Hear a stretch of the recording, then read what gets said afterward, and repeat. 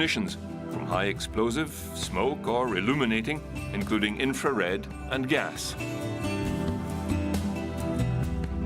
During the First World War, mortars were used extensively to deploy poison gas in an attempt to clear enemy trenches.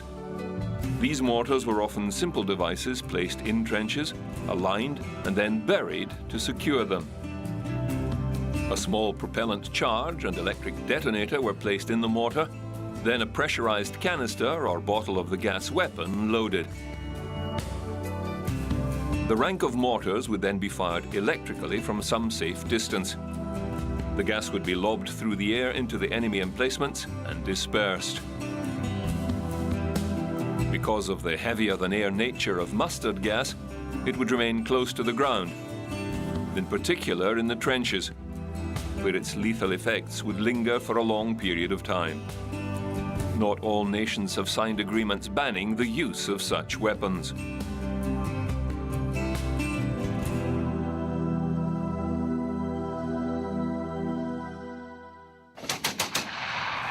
Cannon and handgun, or arabesque, were used in small numbers through to the 15th century, where experience with the new technology began to turn the tide of conventional battles. The technology of metalwork improved along with the manufacture of cannon. Reduction in the size of barrels was accomplished, along with the integration of trunnions, which projected from the sides of the cast barrel to allow attachment to a carriage. During the second half of the 100 Years' War, artillery began to take effect. Battle commanders were learning how to use artillery effectively. Henry V at the Siege of Harfleur is an example. When his tunneling efforts failed to bring the walls down, he focused his cannon onto one wall flanking the gate. They had 10 cannon, 3 of exceptional size. One was called London, another the King's Daughter. They were fired day and night for 27 days. Slowly they demolished the castle wall until a breach was made, at which point an incendiary round was fired into the exposed woodwork, and shortly after the breach was stormed and the town taken. The French caught on quickly, and towards the end of the war became a superior artillery army. Frenchman Jean Bureau became the first great artilleryman. In 1449, he and his brother conducted 60 successful siege operations, utilizing 250 cannon. His crossfire and enfilade with his field artillery caused heavy casualties amongst the English.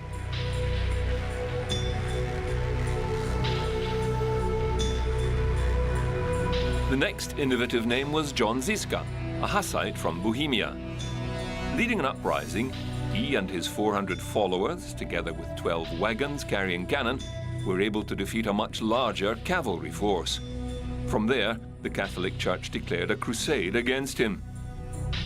A great thinker, Ziska had his cannon mounted to fire from the wagons and grouped them in a large circle on a hilltop, a very successful use of field artillery.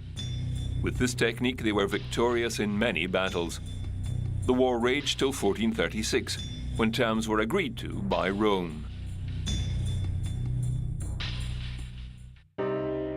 James II of the Scots was a keen advocate of artillery, which he utilized in the siege of Roxburgh in 1460.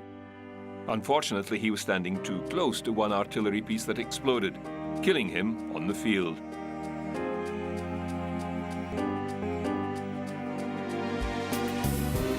The development of the cartridge of shot and powder in a bag happened around 1620 and was readily adopted, and with it the worm, a corkscrew-type tool to clear the barrel after each firing to extract unburnt cartridge bag.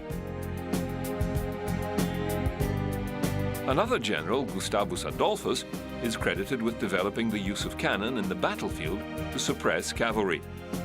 He combined musketeers and pikemen as the gunners' force protection.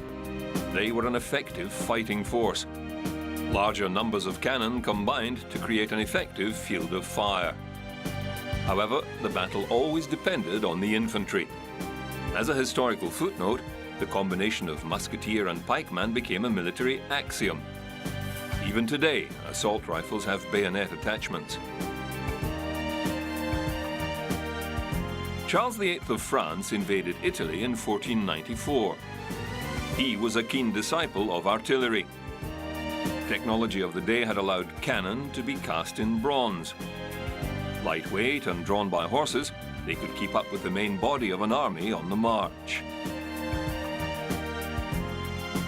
By 1550, there were numerous sized cannon, as there was no standardization. The English had 16 sizes, from the Cannon Royal at 4 tons and firing a 75-pound shot, to the smallest Rabiner at 300 pounds and firing a 5-ounce shot. The categories of size were named after birds of prey or fabulous beasts. There was the basilisk, 8.75